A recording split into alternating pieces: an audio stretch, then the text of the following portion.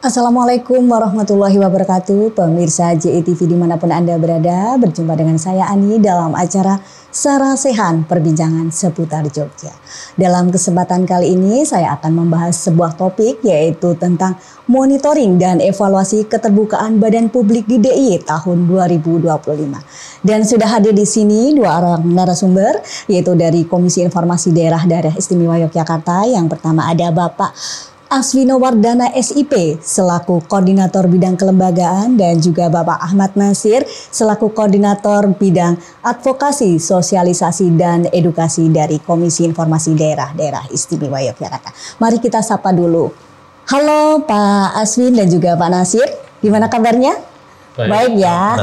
Alhamdulillah baik, sehat. Nah, sebelum kita mengulik nih tentang Monef Keterbukaan Informasi tahun 2025, mungkin saya akan ke Pak Nasir dulu ya Pak ya.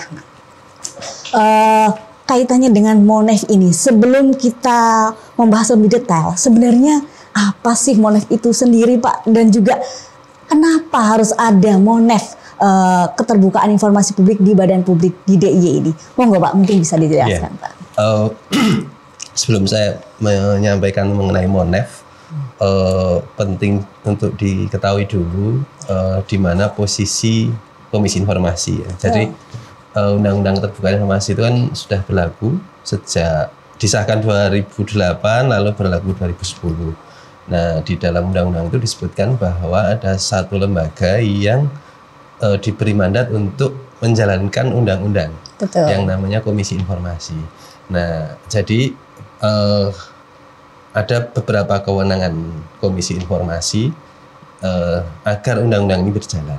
Nah, salah satu cara agar undang-undang ini bisa berjalan dengan efektif, maka pelaksanaan keterbukaan informasi itu perlu dilihat, dinilai, dimonitoring, kemudian dievaluasi. Nah, posisinya seperti itu. Ada sebagian badan publik yang di Monef oleh Komisi Informasi Pusat, ada sebagian dilakukan oleh Komisi Informasi Daerah. Nah, kalau bicara konteks DIY, kewenangan Komisi Informasi Daerah dalam memonef adalah memonef badan publik yang ada di wilayah DIY. Nah, kenapa perlu ada Monef? Karena yang namanya pelayanan informasi publik itu ada standarnya. Standarnya itu sebenarnya cukup rinci ya. Misalnya tentang bahwa ada prinsip informasi itu harus cepat, mudah, sederhana gitu ya, untuk diakses, mudah diakses. Nah, itu ada standarnya. Nah, bagaimana standar itu dipenuhi, maka di sana gunanya Monef. Karena kalau tidak ada Monef, nanti kan nggak tahu badan publik mana yang sudah sesuai standar, mana yang belum. Kalau yang belum ini apa sebabnya, kemudian apa yang harus diperbaiki, dan seterusnya. Di situ sebenarnya fungsinya Monef. Oke, baik. Bisa dikatakan bahwasanya Monef ini adalah untuk mengawal bagaimana implementasi undang-undang ini bisa berjalan dengan baik gitu. Betul. Ya Pak ya. Nah, baik, mungkin saya beralih ke Pak Aswino nih. Ya. Kaitannya tadi dengan Monef ya, bahwasanya tujuan Monef adalah untuk mengawal bagaimana badan publik ini harus menjalankan sesuai undang-undang yang berlaku gitu ya. Nah, kalau Monef sendiri sebenarnya tim Monef itu terdiri dari apa aja Pak? Dari sisi kelembagaan ini siapa saja yang terlibat dalam Monef tersebut? Saya mungkin bisa dijelaskan yang disampaikan oleh Pak Nasir ya. Jadi ketika kita melaksanakan monitoring dan evaluasi itu kan supaya ada akuntabilitas dan kredibilitas di mata publik, terutama badan publik yang kita lakukan Monef itu, maka kita melibatkan ya kerjasama dengan yang disebutnya pentahelik, yang terdiri dari akademisi, kalangan pengusaha atau komunitas atau NGO, kemudian juga dari pemerintah itu sendiri, juga melibatkan juga dari media untuk terlibat sebagai tim Monef di tingkat provinsi tentunya, karena di tingkat KI pusat itu juga ada tim tersendiri untuk melakukan Monef, begitu. Oke, baik. Kalau tadi sudah disampaikan tentang tim Monef itu terdiri dari pentahelik yang dilibatkan gitu ya Pak ya. Kemudian ini saya kembali ke Pak Nasir ya. Untuk tahun 2025 sendiri sebenarnya ada nggak sih mungkin nantinya atau proses Monef di tahun 2025 ini sampai proses mana nih Pak, dari sisi AC, advokasi, sosialisasi dan edukasi ke masyarakat atau ke badan publik ini sampai mana ini Pak? Mungkin bisa dijelaskan. Ya, kalau komisioner di KIDDI yang periode sekarang ini kan kami bertugas 4 tahun ya. Ini tahun kedua kami. Monef yang dilakukan oleh komisioner periode ini kan pertama kali tahun kemarin ya, 2024. Nah, kami sudah menyiapkan Monef ini kami desain untuk 4 tahun ke depan. Ini tahun kedua. Prinsipnya adalah Monef ini dari tahun ke tahun akan makin memprioritaskan pembobotan pada 2 hal. Yang pertama adalah soal ketersediaan informasi yang berkualitas. Artinya aspek yang bobotnya akan kita tingkatkan itu soal kualitas informasi. Yang kedua soal pelayanan informasi. Kalau pada Monef sebelumnya itu kan untuk menilai sebuah badan publik itu informatif atau tidak, porsi yang terbesar itu kan dilihat pada soal misalnya penyediaan fasilitas layanannya sudah lengkap atau belum, kemudian informasinya sudah lengkap atau tidak. Aspek-aspek seperti itu di tahun ini tetap kita nilai karena kita punya 6 indikator ya. Indikator pertama soal komitmen organisasi, yang kedua itu soal sarana prasarana, ketiga mengenai digitalisasi. Berikutnya soal kelengkapan informasi ya, jenis informasinya itu sesuai nggak dengan yang menjadi standar gitu ya. Kemudian soal kualitas informasi dan pelayanan. Nah, tahun ini dan 2 tahun yang akan datang, dari 6 itu porsi kualitas informasi dan layanan ini yang akan porsinya makin besar. Tahun ini akan 50%. Kalau sebelumnya itu kan tahun kemarin itu 70% itu dinilai dari penilaian kuesioner mandiri atau bahasa Inggrisnya SAQ itu. Itu kemarin bobotnya 70%. Nah, tahun ini SAQ itu cuma 50%. Nanti yang 50% itu dari aspek kualitas informasi dan pelayanan. Tahun depan SAQ akan makin kecil lagi, cuma 40%. Yang kualitas dan layanan itu 60%. Nah, tahun 2027 SAQ tinggal 30%, yang 70% di kualitas informasi dan layanan. Nah, apa yang dimaksud kualitas informasi dan layanan? Memang jadi begini, kalau sebelum aspek kualitas ini kita tonjolkan, kemarin kan yang penting informasinya ada. Nah, kalau sekarang ketika mengukur kualitas itu bukan sekedar informasinya tersedia atau tidak, tapi misalnya apakah informasi itu mudah ditemukan, websitenya itu ada fitur pencariannya atau enggak, misalnya. Kemudian format yang digunakan itu mudah nggak untuk dibaca dengan, sekarang kan misalnya orang mengakses website itu kan nggak hanya dari komputer tapi dari ponsel yang kecil gitu ya. Nah, salah satu yang kita lihat ketika mengukur kualitas informasi itu bisa dengan mudah diakses baik lewat komputer maupun lewat handphone yang kecil.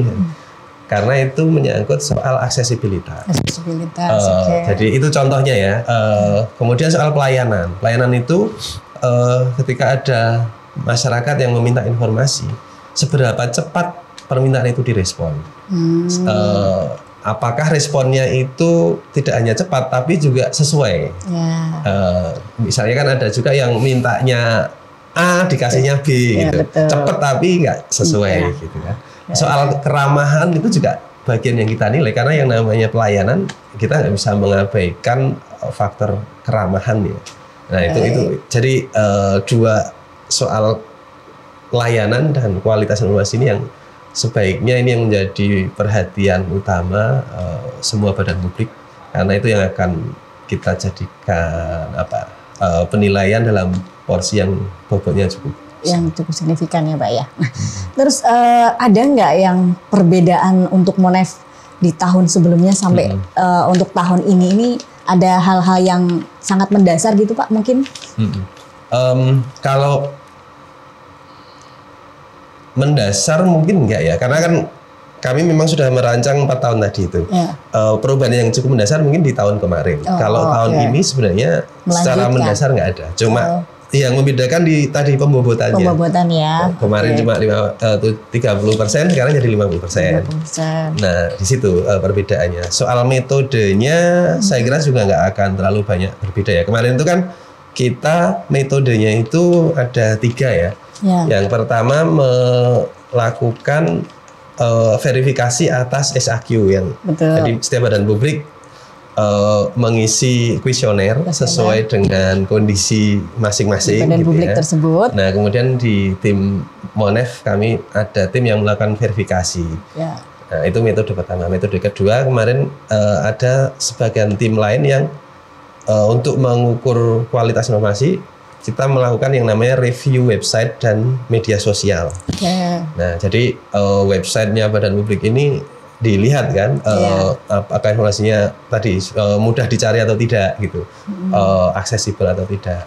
Medsosnya misalnya aktif atau tidak. Apakah bisa interaktif atau hanya searah? Kan ada sebagian badan publik itu yang media sosialnya itu kayak satu arah, enggak bisa di DM enggak dibalas gitu ya misalnya. Padahal justru kekuatan media sosial di situ kan, gimana bisa interaktif dengan masyarakat. Nah, itu yang juga kemarin kita nilai, besok juga akan kita nilai dan bobotnya makin besar. Kemudian yang ketiga kemarin metode kami itu kan menggunakan yang namanya uji akses. Jadi ada bagian dari tim Monef yang berperan seperti masyarakat gitu ya, mengajukan permohonan informasi. Nah, respon badan publik atas permohonan informasi itu yang kita nilai. Dijawab nggak gitu ya. Jawabnya cepat atau lambat gitu kan. Dan seterusnya. Nah, besok metode ini masih akan sama, cuma tadi bobotnya aja. Website dan medsosnya ini yang akan makin tinggi, pelayanan juga akan begitu. Baik. Nah, jadi pemirsa tadi sudah di-spill ya sama Pak Nasir terkait dengan hal-hal yang sekiranya akan menjadi penilaian nih dalam Monef di tahun 2025 ini. Nah, sekarang mungkin kita akan minta tip and trick nih untuk badan publik agar siap dalam menghadapi Monef tahun 2025. Gimana nih Pak Nasir nih? Ya, tips dan trik nanti saya sampaikan. Tapi sebelumnya kami KID itu sudah menyusun buku panduan. Ada buku panduan ya. Namanya panduan pengembangan sistem layanan informasi publik. Itu bisa diunduh di websitenya KID ya. Versi PDF gitu. Nah, di sana sebenarnya sudah cukup rinci. Apa saja yang harus disediakan oleh badan publik agar layanan informasinya itu sesuai standar. Itu bisa nanti dipelajari. Tapi kalau versi ringkasnya adalah tips dan trik tadi itu ya. Kalau yang soal ini satu ya, yang terkait komitmen organisasi itu badan publik harus memastikan bahwa penyelenggaraan layanan informasi itu memang sudah menjadi programnya badan publik itu. Ukuran dia menjadi program apa? Misalnya ya ada anggarannya misalnya. Ada SDM yang memang diberi tugas untuk menjalankan, nggak cuma serabutan gitu hanya sampingan gitu kan. Ada kebijakan dan anggaran yang memang bisa dibuktikan memang punya anggaran dan kebijakan yang mendukung layanan informasi publik. Kemudian soal sarana prasarana misalnya. Kalau yang sarana prasarana yang fisik ya, yang agar orang yang datang ke badan publik mudah mengakses ya, misalnya ya nggak harus ruangan ya, pokoknya tempat layanan informasinya itu yang memang mudah ditemukan. Jangan kemudian di kantor tapi di pojok belakang orang susah nyari. Tempat yang strategis sudah ditemukan. Ya itu detailnya bisa dibaca di panduan. Nah, yang mau saya tekankan dalam kesempatan diskusi ini tadi lebih ke soal kualitas informasi dan pelayanan. Tips pertama adalah websitenya dibikin yang bagus. Website yang bagus itu seperti apa? Ya, yang secara visual orang ngelihat itu tertarik dulu gitu ya. Secara visual ya. Kemudian cara mengemas informasinya itu juga yang apa ya? Nggak kaku gitu ya. Nggak kaku, nggak banyak tipu salah ketik gitu-gitu. Kalau orang lihat website udah banyak salah ketik itu pasti wah ini nggak niat nih gitu. Duluan ya. Kredibilitasnya nggak bagus gitu.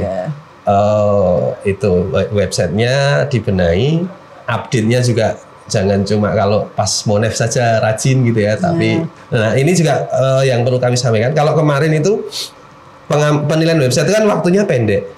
Cuma 1 bulan pas Monef saja. Nah kami untuk tahun ini review website ini durasinya kan lebih panjang. Jadi kemungkinan nanti mulai Mei sampai November itu websitenya sudah akan dinilai itu. Jadi kalau mau rajin jangan rajinnya pas rajin update atau upload konten itu bukan hanya nanti di bulan pas waktu Monef ya. Tapi sejak Mei itu sudah medsosnya juga demikian kita akan. Apakah medsosnya cuma isinya seremonial saja gitu ya. Ya bukannya itu nggak penting, tapi masa badan publik isinya seremonial aja gitu saja ya, gitu. Nah, bagaimana masih tentang layanan, tentang bagaimana edukasi ke masyarakat sesuai tugas dan fungsi masing-masing. Jadi itu kualitas itu dari website dan medsos. Kemudian layanannya itu ya yang kalau ada orang minta baik yang datang langsung maupun lewat online ya, itu responnya harus cepat, akurat, ramah, jangan lupa. Dan berbiaya ringan ya tentunya ya, sesuai dengan tagline-nya bahwasanya pemberian informasi itu dengan yang mudah, murah, dan tidak sederhana gitu ya. Kemudian hal-hal yang sudah dilakukan sendiri sih sebenarnya untuk mempush badan publik agar websitenya juga lebih aktif, medsosnya juga lebih luar biasa lagi gitu kan, lebih menarik untuk dibaca, untuk dilihat oleh user gitu kan. Ini apa yang sudah dilakukan oleh KID sendiri, Pak? Ya, kalau yang secara online ya, yang kami ini ya melalui websitenya Komisi Informasi, konten-konten yang nanti sebagian sudah kita upload, sebagian sedang dalam proses, nanti akan kita tambahkan. Intinya kita akan memperbanyak referensi tentang bagaimana pengelolaan informasi publik itu yang makin baik ya. Nanti kami akan memperbanyak referensi itu. Kemudian yang secara fisik ya, kita ada beberapa forum-forum pertemuan ya yang diikuti oleh badan publik. Kemarin ada beberapa badan publik yang menghubungi Komisi Informasi untuk ya mendiskusikan ini ya. Ada yang juga mengundang kami untuk ya diskusi lebih mendalam tentang bagaimana pengelolaan informasi publik di badan publik itu masing-masing. Terutama ke badan publik kalurahan ya, itu kami punya prioritas khusus karena